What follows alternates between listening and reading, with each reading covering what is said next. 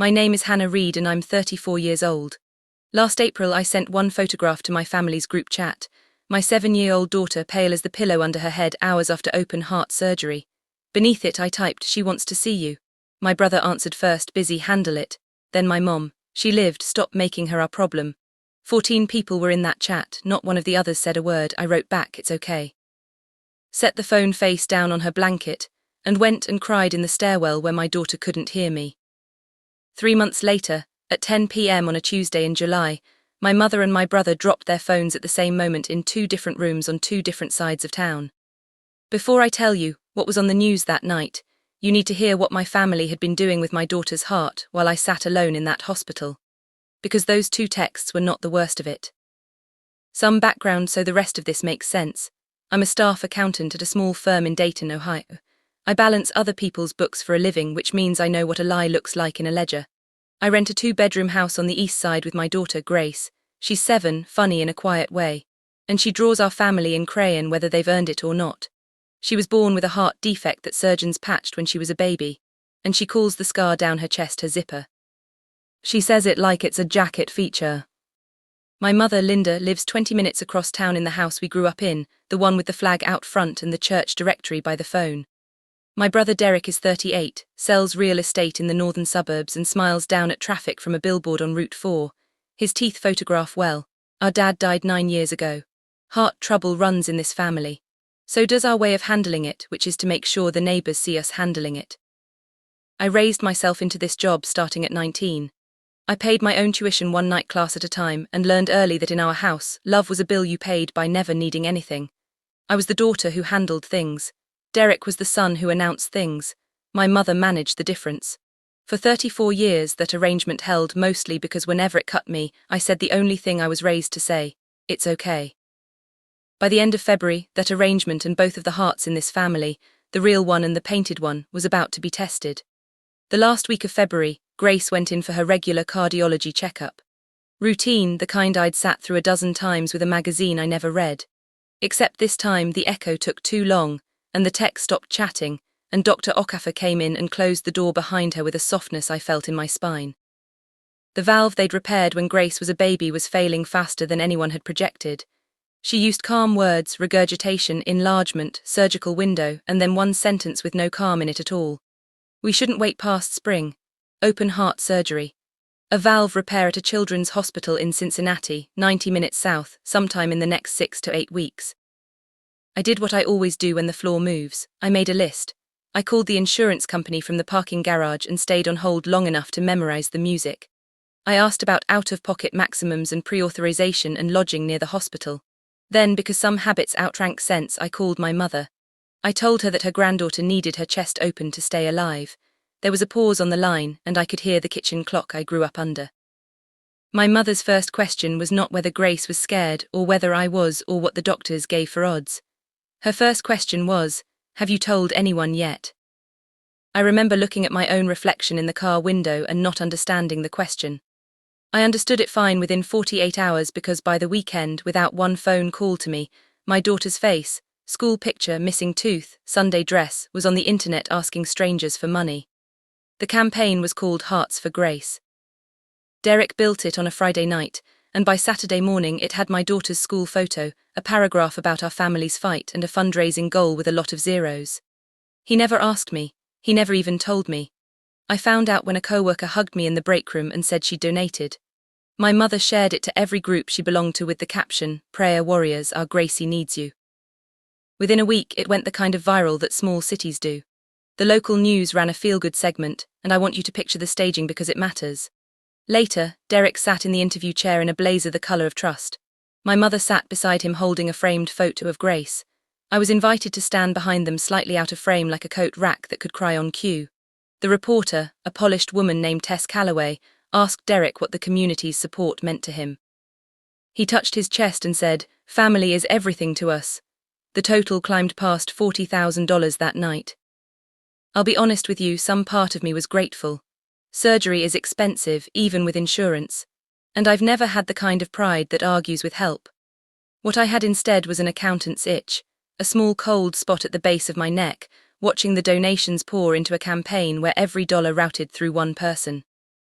Not the hospital, not Grace's mother.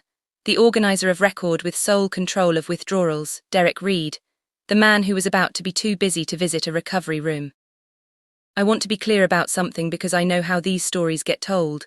I did not sit back and trust the process. In the first week of March, when the hospital asked for a surgical deposit, I emailed Derek in writing politely with the invoice attached and asked him to either transfer the campaign to me as Grace's guardian or send the deposit directly to the hospital's billing office.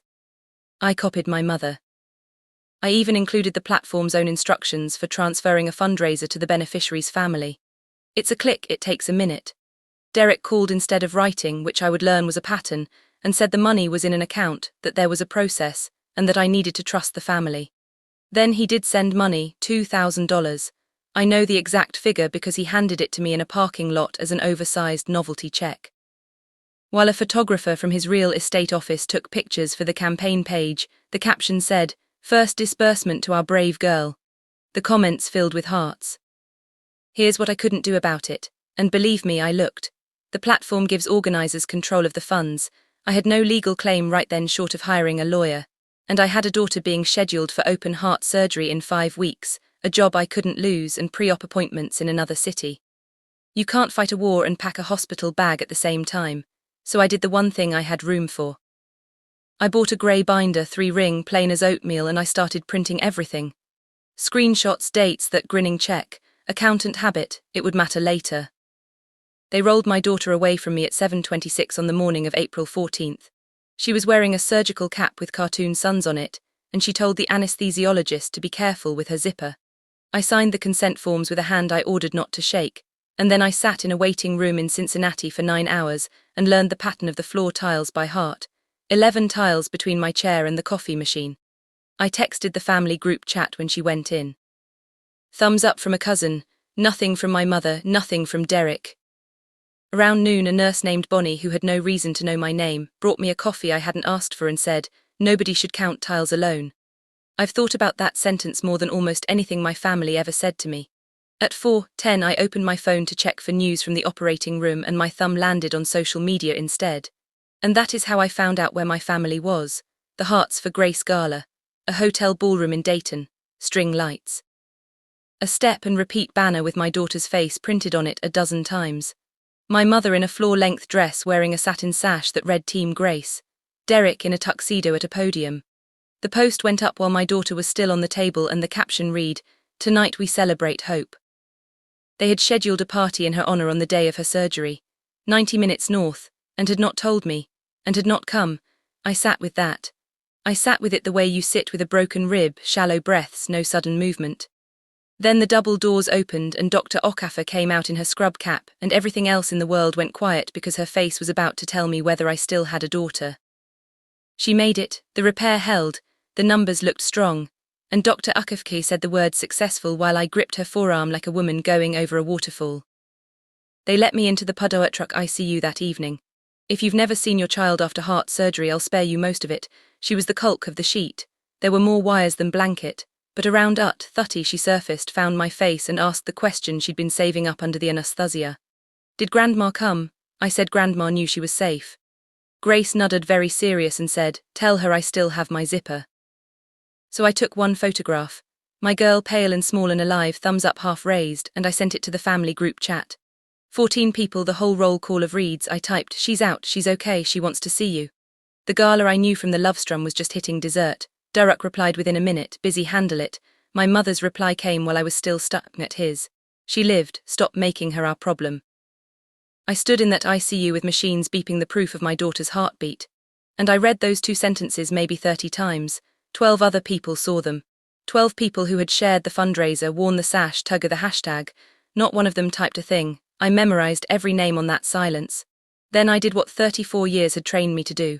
I typed, "It's okay," and put the phone away and walked to the stairwell at the end of the hall and cried with my fist against my mouth so the sound wouldn't carry to her room. It's okay, my whole life in one small sentence. I want you to remember it because the next time I said them out loud, there was a camera running.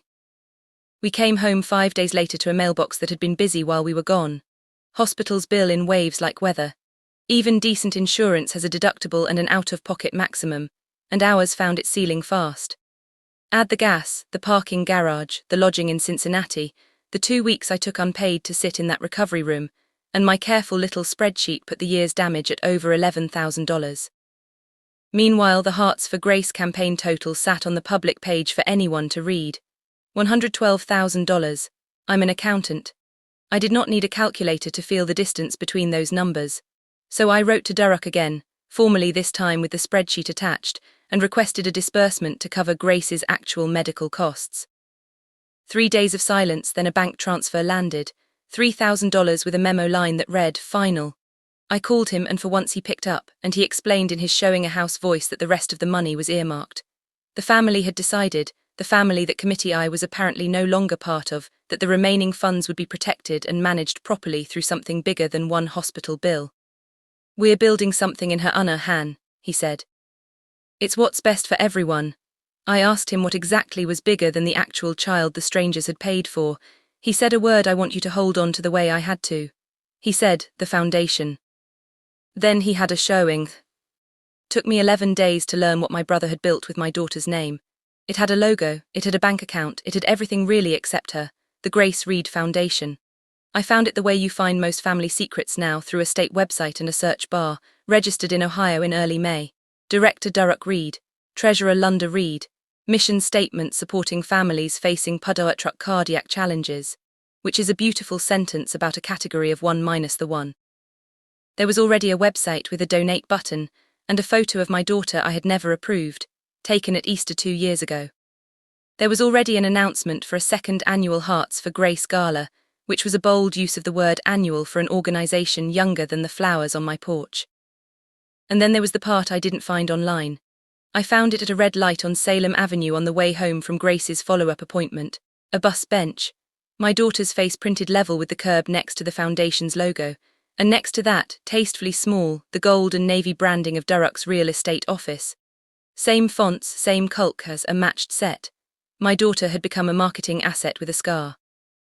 From the back seat, Grace looked out the window at herself and asked in the mild voice she uses for genuinely confusing things, "Mom, why am I on a chair?" I told her some people put pictures where everyone can see them.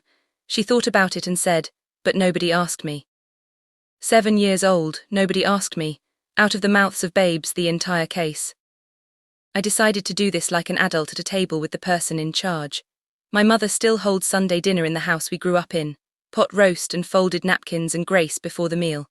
I waited until the plates were cleared, and then I asked her calmly why there was a foundation with my daughter's name on it that neither Grace nor I had agreed to, and where the $112,000 had gone. My mother did not flinch. My mother has never flinched in my presence. I used to think that was strength. She smoothed the tablecloth with the flat of her hand, the way she irons things when she's deciding what you deserve to hear, and she said, "Sit down, Hannah." I was already sitting, that's a technique. Then she gave me the closest thing to a creed I ever heard from her. "This family runs on its name." She said, "Your father left me nothing else. No pension, no insurance worth burying him with. I fed you both on that name. I will not apologize for keeping it strong." I said a child's hospital bills were not a threat to anybody's name. She looked at me the way you look at a slow student. She said the foundation protected the money, that Durrock understood optics, that people give to something permanent, not to one girl's bad year. One girl's bad year. That was my daughter's open heart surgery filed under branding. Then she leaned in and delivered the strangest sentence of the whole affair, gently like advice. "Sign nothing without showing me first." As if I were the one running a con on this family, and not the other way around. Here is where being boring became a superpower. Every night that week after Grace was asleep, I sat at my kitchen table with decaf and the grey binder, and did what I do for strangers 40 hours a week. I reconciled screenshots of the campaign totals by date. Every public post where Durrock or my mother announced a dollar figure, the novelty check, the 2 deposits to me, 2,000 then 3,000 memo final, against my $11,000 spreadsheet of what the surgery had actually cost our household. Dates, amounts, sources, gaps. Numbers are honest little creatures. You just have to line them up and let them talk. And the number that talked loudest wasn't even mine. At Grace's next cardiology follow-up in Cincinnati, the hospital's family services worker sat with us, Maria Delgado, mid-40s, warm in the way of someone who has seen everything and still shows up. She was helping me with paperwork for the billing office when she mentioned carefully, The way professionals mention things they're not supposed to, that the cardiac unit had a family assistance fund. Then she said, we never did see anything from your family's event. I asked what she meant. She chose her words like she was stepping on river stones. At the gala, the one held during my daughter's surgery, there had been an announcement, a pledge, a big one, made from the podium to this very hospital in Grace's honor. Maria had watched the clip herself. A colleague had sent it around the office, and in the week since, the development office had received exactly what I had received from my family in that ICU. Nothing. The clip was still up on the foundation's page. 41 seconds of my brother at a podium under string lights, tuxedo teeth, my daughter's face repeating on the banner behind him like wallpaper. He raises a glass and announces that Hearts for Grace is proud to pledge $25,000 to the Children's Hospital Cardiac Unit in Grace's honor. The ballroom stands up. My mother sash and all presses her hand to her chest like a woman receiving a medal. 400 people applaud money that per the hospital's own development office never arrived. Not that month, not the next, not ever. I checked with Maria twice more politely in writing because an accountant learns to confirm before she concludes.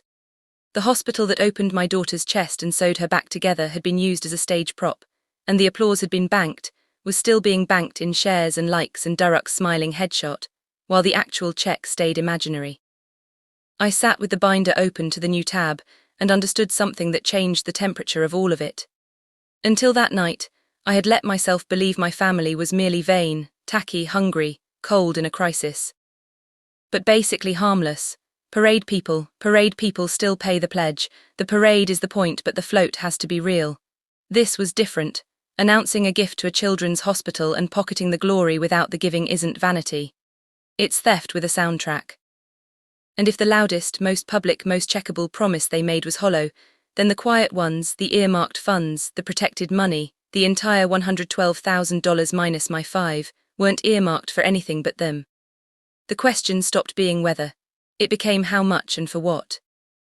I tried the honourable road first, and I want that on the record. In mid-June I sent a formal letter. Actual paper, actual stamps to Derek as organiser and my mother as treasurer, requesting a full accounting of all funds raised in my daughter's name as her mother and legal guardian. Reasonable, documented, polite. What I got back was a summons. My mother called it a family meeting. The table said otherwise. When I walked into her dining room, there were no plates. Just Derek, his wife Rachel looking at her hands, my mother at the head, and a single manila folder squared in front of the empty chair meant for me. I sat. My mother said they were concerned about me. Derek said the word ungrateful while looking sorrowful, which is a real estate skill. The story had been drafted before I arrived. I was overwhelmed. I was fixating on money. I was, my mother's phrase, delivered like a diagnosis, not thinking clearly since the surgery. And then came the folder, a media release professionally prepared, granting the Grace Reed Foundation perpetual rights to my daughter's name, image, and I quote, medical narrative. Perpetual. Her scar, her story, her face on bus benches until further notice in exchange for I looked twice, nothing. Sign it, my mother said, and all of this unpleasantness ends. And here is the part I'm not proud of, but you deserve the truth. I picked up the pen. 34 years of training reached up through my arm. The two old words were already in my mouth, warm as bath water. It's okay, it's okay. And then, I swear to you, I heard a 7-year-old voice say, but nobody asked me. I put the pen down, my phone buzzed, Cincinnati number, the hospital. I stood up from that table without signing, walked out past my mother's voice, and took the call on the porch of the house I grew up in. It was scheduling. Grace's follow-up echo had come back and Dr. Okafor wanted to see us. 2 days later in Cincinnati she showed me the pictures. The valve repair was holding, that word again successful, but there was a residual narrowing where the surgeons had worked and it wasn't improving on its own. The plan was a cardiac catheterization in early January. Not open heart, she was careful to say, a catheter through a vessel, a balloon, 1 or 2 nights in the hospital. Routine for them. But it was still my daughter, still her heart, still an operating room with her name on the schedule. And when the billing coordinator slid the estimate across the desk, $9,400 due as a deposit, our new insurance year, our deductible reset, I understood that this was no longer a story about the past. It was a story with a due date. That night I sat at my kitchen table for a long time. Grace was asleep down the hall with her stuffed rabbit and her zipper and her whole unbothered heart. On the table in front of me the binder, fat now, 3 inches of screenshots and statements and my careful reconciliations. I'd been assembling it the way you build a storm shelter without admitting what you're waiting for, time to admit it. I took a black marker and I wrote on the spine in letters big enough to read across a room. Grace. Everything. Then I opened my laptop, went to the fundraising platform's help center and found the form I had been circling for weeks. Report misuse of funds. I attached 30 pages. I described the pledge that never arrived, the final 3,000, the foundation, the bus bench. I read it twice the way I read everything.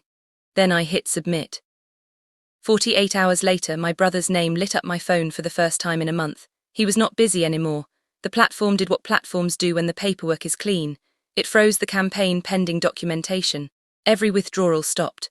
The public page grew a grey banner that said funds were under review, which in a town like ours might as well be a billboard. Derek called 11 times in one afternoon. I counted because by then I counted everything. I let each one roll to voicemail and listened to the sequence like a weather system moving through. Call 1, the big brother voice. Han, there's been a misunderstanding, call me back. Call 4, the negotiator. Let's keep this in the family, we can figure out a number. Call 9, the victim. You're really going to do this to us after everything? After everything. I looked around my kitchen for the everything.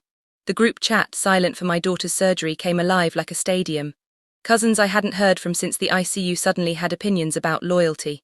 And then at 9:40 that night, my mother's voicemail, just one. She didn't waste calls, she placed them like stones. Her voice was level, almost kind, which is her most dangerous register. Hannah, I don't know what you think you're doing, but you will not burn this family's name over money. Call your brother, fix what you broke. I sat on the edge of my bed and played it 3 times, and by the 3rd pass I finally heard it. Heard what had been true my whole life. She hadn't mentioned Grace, not in the texts in April. Not at the dinner table, not now. The money didn't matter to her either, not really. There was only ever one patient in my mother's hospital, one heart she'd spent her life keeping alive. The name. On Sunday, the name went to church. The post went up Sunday afternoon from my mother's account, written in the voice she uses for condolence cards. It never said my name, which was the craft of it. It spoke of a season of trials for our family, of a young mother under terrible strain, of how illness tests everyone, not just the patient. And then the sentence doing all the work, polished like a doorknob. The foundation exists so that every dollar so generously given is protected and properly managed, no matter what pressures any one person may be under. Protected from me, the mother who had slept in a vinyl chair for 5 nights was reframed in one church lady paragraph as the unstable woman the money had to be defended against. It gathered hundreds of reactions before dinner, praying hands, hearts, women I'd known since childhood commenting, "God bless you, Linda. You carry so much." She answered each one with a little sprig of gratitude, tending the crop. By Monday it had jumped the fence. A client at my firm asked my boss delicately whether I was doing all right. 2 mothers at Grace's swim lessons went quiet in the bleachers when I sat down. The specific quiet of a conversation you were just the subject of. I want to be honest about how effective it was. I had documents, she had a congregation, I had numbers. She had 40 years of casseroles delivered to the right porches at the right funerals. In the economy my mother ran, that's wealth, and she was spending it precisely. I told myself it couldn't touch anything that mattered. My job knew me. My daughter loved me. Paper beats performance in the end. I almost believed it. Then on Wednesday morning someone knocked on my door, and it wasn't a neighbour. She was polite, mid-30s, lanyard, county badge, a caseworker. There had been a call, she explained, anonymous, expressing concern about a medically fragile child and her mother's capacity to provide appropriate care. She was required to follow up. She was sorry, could she come in? I stood in my doorway holding the door frame and made myself breathe like an accountant. Then I let her in because innocent people with binders let them in. She saw a clean house. She saw a medication schedule magnet clipped to the refrigerator, dated and initialed.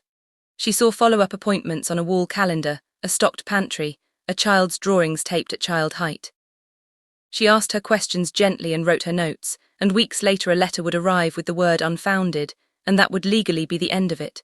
But legally is not the only ledger, because Grace, home that day with a summer cold, had heard the wrong 10 seconds from the top of the stairs, and after the caseworker left, I found her sitting on the landing with her rabbit pressed to her chest. And she asked me, "Is the lady going to take me?" I will not write out what that did to me. I sat on the stair below her and told her the truth in 7-year-old terms. "No, never, the lady checks on kids and she saw that we're okay." Grace studied me the way she studies things, then delivered her verdict. "We're more than okay." I agreed. I tucked her in early, came downstairs, and stood in my kitchen, not seeing it, feeling something old in me change its state the way water does. I never found out who made that call, and I have been careful never to claim I know. At night my phone buzzed. Rachel, my brother's wife, coffee not at my house. We met at a diner off the interstate on Thursday, the kind with pie under glass and no one either of us knew. Rachel looked like she hadn't slept since spring. She's been my sister-in-law for 11 years. We were never close, but she'd sent a card to the hospital in April, a real one with real handwriting, which by Reed standards made her a war hero. For a while she stirred her coffee and made offensive small talk. Then she stopped and said, "I do the books, for the office. Derek can't run a spreadsheet." She slid a folder across the table, plain manila, and kept 2 fingers on it a moment longer than she needed to. And what was in her face wasn't guilt or drama, it was grief.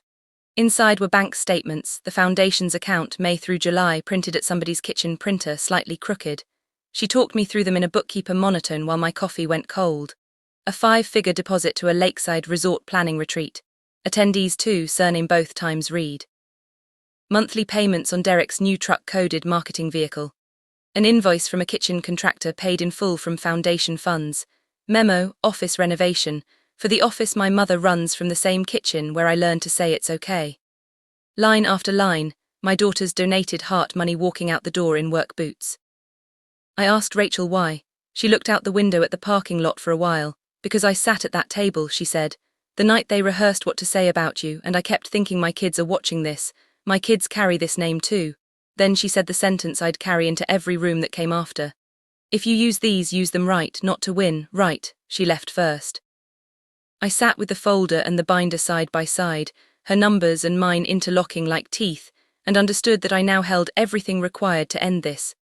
And that paper on a table ends nothing. Paper is potential. Somebody has to close the circuit and pay whatever the voltage costs. Under the folder's last page, a business card was paperclipped, a name I knew. Tess Calloway, Channel 7.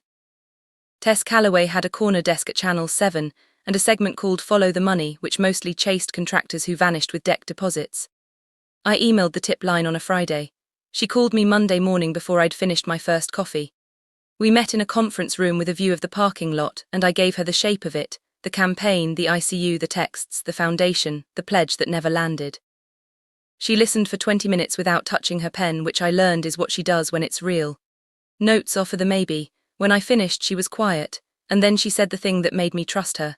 "I did the nice story on your brother in March. Blazer, big check, family is everything. I put that on the air."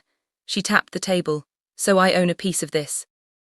But she was straight with me about the mechanics, and I respected the mechanics being made of them myself. A story like this needs 3 legs or it doesn't stand. 1, documents, I had those. 2, independent confirmation. A complaint filed with the State Attorney General's charitable law section, something official her newsroom could cite, not just a sister's arithmetic. Maria had already walked me through where that complaint would go. The form had been sitting open on my laptop for a week, waiting for my nerve. And 3, she looked at me the way you look at someone before you hand them something heavy. A source on camera, on the record with a name and a face the audience can weigh. "Sources with faces, Hannah," she said. "Otherwise it's gossip with graphics." Then she asked the question I'd been dreading, and it wasn't about me at all. "Would Grace sit for it?" Tess asked it professionally, almost gently. And then the segment producer joining us by speakerphone made it worse by making it practical. "Sick kids carry stories," he said. 10 seconds of the girl, the scar may be tasteful, nothing exploitative. His actual words, just enough that people care. I looked at the speakerphone and felt the whole machine for a second. The same hunger that built the gala, wearing a press badge instead of a sash. And I heard myself say no with a steadiness that surprised me. No face, no scar, no bedside. My daughter had been a prop in 1 production already. I hadn't come this far to book her into a second one with better lighting. The producer's silence had a shrug in it. Tess studied me and something shifted behind her eyes. Respect, I think, or recognition, but she didn't sugar it. Without the child, the story gets harder to sell upstairs. It could run short, it could get bumped for weather, that's the trade. There was one more piece of arithmetic, and she made sure I did it out loud. If the platform confirmed misuse, frozen donations would be refunded to the donors. Every refunded dollar was a dollar that would never reach Grace's bills, never mind that her name had raised it. And once I was on the record, any private settlement from my family, repayment, apology money, whatever guilt might one day produce, was ash. Nobody writes a check to the woman testifying against them. She laid it out flat. "If you do this, you likely lose the money, all of it, you know that, right?" I told her. "I balance books for a living. I've never once seen a column where the truth pays retail. She almost smiled. Then July got worse. 3 things arrived that week in the order calamities prefer. Schedule, invoice, threat. The hospital called with Grace's catheterization date, 2nd week of January, pre-op the day before. Then the billing packet followed by mail. The deposit line in bold, $9,400 due by the end of December. I had been saving toward it the way you bail a boat with a coffee cup, and the frozen campaign sat there in its grey banner. $112,000 of strangers' kindness that could no longer reach the child on its own label no matter who won. And then the 3rd envelope, heavy paper, a law firm's name in the corner, a golf buddy of Derek's I'd learn, a cease and desist. Should I continue making false and defamatory statements regarding the Grace Reed Foundation, its officers reserved the right to pursue all available remedies. I read it at my kitchen table at midnight, the binder on my left, the bill on my right, the letter squared in the middle like a dare. And I won't pretend it didn't work for a few hours because that's what those letters are for. They're not law, they're weather, a cold front of serif fonts. I looked up what I already half knew and confirmed it twice. Truth is a defense to defamation, it's close to the oldest rule there is. They weren't threatening me because I was lying. They were threatening me because I wasn't. Somewhere past 1 in the morning, I stopped being afraid in the useful direction. I made tea. I updated the binder index.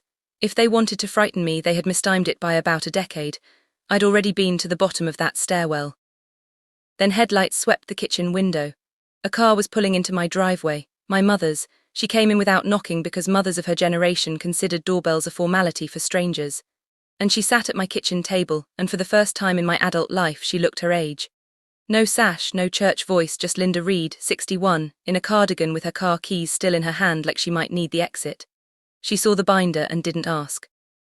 Instead, she told me a story I'd only ever had in fragments. When my father died 9 years back, the life insurance had lapsed. He'd let it go quietly. One of several things he let go quietly, and there was a mortgage and a funeral and 2 grown kids who still needed launching. And she woke up a 60-hour-a-week widow with a casserole schedule. The church fed us for a year. She said, "You remember the food, you don't remember why it kept coming. It kept coming because of the name I built, because I ironed my funeral dress and smiled for 9 years, Hannah. Reputation is the only pension a woman like me ever had." For one long moment I saw it whole. The girl who married at 20, the widow doing brutal arithmetic in a pew, the woman who learned that being seen to be good was the only currency that never bounced. My mother is not a monster. She is a believer. She believes in the name the way other people believe in God or compound interest, and she fed her granddaughter to it and called that stewardship. Then she reached into her purse and set an envelope on my table, $10,000 cash. For the procedure, she said, and beside it, the media release signature line flagged in cheerful yellow. "Take it. Sign, let us keep what keeps us." I looked at my mother and told her no as gently as no can be said. At the door, she paused and without turning around, she said it again, soft as a prayer this time. "This family runs on its name." The Attorney General's office opens at 8. I was in the parking lot at Southern, futty-fuv with 2 coffees going cold, and by mid-morning it was done. The complaint to the state's charitable law section ran 40 pages with exhibits. My binder, Rachel's statements, the hospital's confirmation that no pledge was ever received. And at the end of it I signed a sworn affidavit, my name in blue ink under the word true, with a notary's stamp beside it, like a wax seal on the old life. There are signatures you can walk back. This wasn't one, and I knew it while the pen was still moving and my hand stayed level. Anyway, that afternoon I sat in a Channel 7 conference room and signed the second document. An on-camera interview agreement with my conditions written into it, initialed by their producer because I don't do handshakes anymore. No footage of Grace, no photographs of Grace, no hospital bed imagery, no school name, nothing that would let a stranger find my daughter. Tess read my markups and slid them to the producer without comment. He pushed back exactly once. "Without the kid I might lose the ton zara slot." And I told him, "Then lose it, you get the mother and the math." Tess wrote that down. She said it was the promo, and she wasn't wrong. Then I lifted the grey binder and Rachel's folder out of my tote and set them on the table, and the room went quiet, the way rooms do when weight changes hands. Tapping was set for Friday. Air date Tuesday, 10 p.m. standard practice, Tess warned me, meant the station would call my brother and my mother for comment Monday. No ambushes, real journalism knocks first, which gave my family about 30 hours to do their worst, and me 4 days to hold my nerve. The studio was colder than I expected and brighter than the surface of the sun. They clipped a microphone to my collar and a young man dusted my forehead and said, "You'll do great." And then it was just Tess, 2 cameras, and the quiet that money costs. She walked me through the numbers first because we'd agreed the numbers were the spine. 112,000 raised, 5,000 to the child's household, 25,000 pledged to a children's hospital on a stage and never sent. A resort, a truck, a kitchen, I answered like the accountant I am.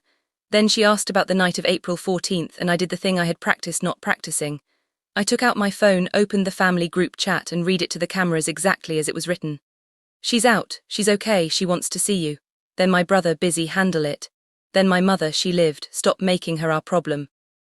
I read them slowly, the way you read numbers into a deposition, because a thing read slowly cannot be waved away as temper. Tess let the silence sit, then she asked, and what did you reply? And I said, it's okay. And then I stopped, and something I'd been carrying for 34 years set itself down. I've been saying that my whole life, I told her. To my mother, to my brother, it was never okay, I just kept absorbing the cost and calling it love. Tess nodded and didn't fill the moment, and I heard a camera operator swallow. Over the weekend, the station cut a 15-second promo. No names, no faces, just a blurred check and a voice-over. A local feel-good fundraiser. Where did the money really go? Tuesday at 10. And here is the truest sentence in this whole story. My brother shared that promo on his business page. Caption, hope it's not my competition. Winking emoji. Monday afternoon, the station's calls went out. One to Durrock, one to my mother. Tuesday came anyway. At Sucks, Zara Tuesday evening, 4 hours before air, my mother stood on my porch holding a manila envelope thick enough to stop a door. I saw her car from the kitchen window and came out before she could knock. Some conversations don't belong inside a house where a child is kulk-hung. The July heat was leaning on everything. Crickets, my porch light not yet on. She held out the envelope and told me what was in it before I could ask. $40,000. Full repayment, she said. Every cent you say we owe and then some. Durrock is selling the truck. I took a loan against the house. Her voice was doing something I had never heard it do. It was asking. You call that reporter. You tell her you overstated things and this ends tonight. The foundation dissolves quietly in the fall. The family stays a family. I looked at the envelope, and I am going to be honest with you about that moment because the honest version is the whole point of this story. I wanted it. It was Grace's deposit and a year of breathing room and my mother for the first time in my life paying a real price to keep me. Every version of me that had ever said it's okay was standing on that porch in a choir. And the price tag was small, wasn't it? One phone call, one more absorbed cost. Grace would never know. The donors would never know. Only I would know, which is how it had always worked, which is why it had always worked. And I finally saw the machine clearly. My silence was the fuel it ran on, and it would run on it forever. And someday it would teach my daughter to say it's okay with her own blood. My mother watched me look at the envelope and made her closing argument, the only one she has ever had. This family runs on its name, Hannah. You are about to burn down the only roof we ever had. I said quietly because quiet was all I had left and all I needed. My daughter is not a name, Mom. Names don't sit in waiting rooms. And I pushed the envelope back across the space between us into her hands with my fingertips steady on the paper, feeling the exact weight of everything it cost. Her face came apart just once, just for a second. You still have 4 hours. I said, you could spend them calling your granddaughter. She still asks about you. My mother walked to her car. No shouting, no slammed door, just the soft click of a sedan closing, which is somehow the loudest sound I know. Through the kitchen window, the oven clock said none, fufty ut. I know how ton. Zara looked in 3 different rooms because 2 of them got described to me later in detail by people who were there. In my living room, lamps off, volume low, Grace asleep down the hall with her rabbit. I sat on the floor with my back against the couch, closer to the screen than a grown woman sits. The way you watch weather when the siren's already gone off. Across town in the church fellowship hall, my mother at her bridge night, 4 card tables, someone's grandson's graduation sheet cake, and in a steakhouse up north, Durrock entertaining clients under a wall-mounted TV. He had personally asked the hostess to tune to Channel 7 because his promo Sharpenhart genuinely did not know. The segment ran third after a water main break and before weather. Follow the money. Tess's voice level as a spirit gauge over a graphic that built itself line by line. $112,000 in. $5,000 out to the child's family. $25,000 pledged to a children's hospital. Pledged on a stage in a tuxedo to applause, and per the hospital, never received. Then the statements Rachel had printed crooked at her kitchen table rendered in clean broadcast yellow. The resort deposit labelled planning retreat. The truck payments labelled marketing vehicle. The kitchen renovation labelled office. A spokesperson for the State Attorney General confirmed an active inquiry. The platform confirmed the campaign was frozen and donors would be refunded. And then over a still image of 2 grey text bubbles blown up to fill the screen, my own voice reading, "Busy, handle it." And she lived. Stop making her our problem. In the fellowship hall, they tell me the room went quiet, one table at a time, like windows going dark, until the only sound was the TV and my mother's phone sliding out of her hand onto the carpet. At the steakhouse, a client said, "Durrock, isn't that your sister?" And my brother stood up too fast and his phone went down with a fork. 2 phones, 2 floors, same minute. In my living room, the woman on the screen said, "I've been saying it's okay my whole life. It was never okay." And the woman on the floor watched herself finally mean it. Then I turned off the TV and the house was so quiet I could hear the refrigerator, and my phone began to feel like a bathtub. By midnight, 214 unread messages. I didn't read them that night. I read the senders' names, which told the story fine on their own. Cousins who had watched 2 cruel texts land in an ICU and said nothing were suddenly fluent, thumbs blazing. A great aunt, 2 deacons, numbers I didn't recognize and stitched through the flood, my mother calling on the hour like a clock striking. I let everyone go to voicemail and listened to them at the kitchen table with the lights off. Ton futty fury. The burn this family voice, words like betrayal and ungrateful, a threat about lawyers that had already been spent. 11:30 damage control, eerily composed phrases assembled for forwarding misunderstanding out of context, handling it as a family. And then 1:14 in the morning, a voice I had never heard come out of my mother in 34 years. Small, unironed. "Hannah, please." That was the whole message. I sat with the phone glowing in the dark, and I want to be truthful with you the way I promised to be all along. That one nearly reached me. Rage I was braced for, please had no precedent. I walked down the hall and stood in my daughter's doorway and listened to her breathe. The deep, even, boring, miraculous breathing of a child whose repaired heart was doing its quiet work in the dark. That sound is what I traded everything for. It holds up. Back in the kitchen, I opened the family group chat one last time. 14 names, the whole roll call of Reeds, the place where I had sent one photograph and learned exactly what my family was. I didn't type a goodbye. There was no version of it that wasn't for them. I pressed leave conversation and the screen asked if I was sure, and for once in my life I was. By Wednesday morning, the story had jumped its banks. A national morning show ran 40 seconds of it in their scroll of the day's outrages. 2 big aggregator pages posted the text message graphic, and strangers in other time zones were reading my mother's words to her granddaughter over their cereal. What they saw on the news indeed.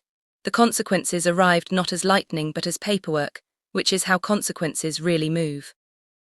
Derek's brokerage released a statement containing the phrase, "does not reflect our values," and quietly pulled his listings. The billboard on Route 4 was a mattress ad within a month. The foundation announced its own dissolution before the Attorney General could do it the hard way. To avoid further distraction from Grace's recovery. A sentence I'd frame if irony hung on walls. The Frozen campaign resolved the way Tess had warned me it would. Refunds processed to donors, every dollar walking back out the same door it came in. I watched the total drain to zero and felt the strangest calm. The money had never once behaved like money around my family. Better it go home clean. And then Thursday, Maria called from the hospital and there was a smile in her voice she wasn't trying to hide. Donors had been calling the development office all week. Refund emails in hand, asking whether there was a way to give so that it would actually reach the girl. There had always been. The cardiac unit's family assistance fund. Hospital administered, audited, applied straight to patient accounts. Not 1 cent of it passing through anyone's kitchen. By the following Friday, the fund had received enough earmarked for Grace's account to cover the January deposit, and the bills behind it with a cushion left for the family after us. The money came back for my daughter, it just refused to pass through my hands or my mother's or anyone's. Good, that was the point. Bonnie, the ICU nurse, I learned much later, was in that donor list twice. Once in April under her own name, and once in July under tile counter. Grace had her catheterization the 2nd week of January. What they promised is what happened, which is all you can ask of medicine. A vessel, a balloon, 2 nights, home by Friday with a juice box addiction and a sticker on her chart that said champ. Dr. Okafor showed me the after pictures. The narrowing eased open, the numbers where they belonged, and she used the word excellent, which from her was practically a parade. Maria met us in the lobby on discharge day with paperwork already done. Deposit covered, balance covered, her smile covered by nothing at all.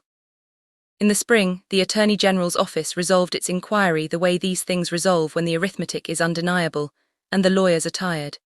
A settlement, restitution paid into the state's fund for donor reimbursement, the foundation formally dead, and my mother and my brother both signed an agreement that neither of them will ever again solicit charitable funds in this state.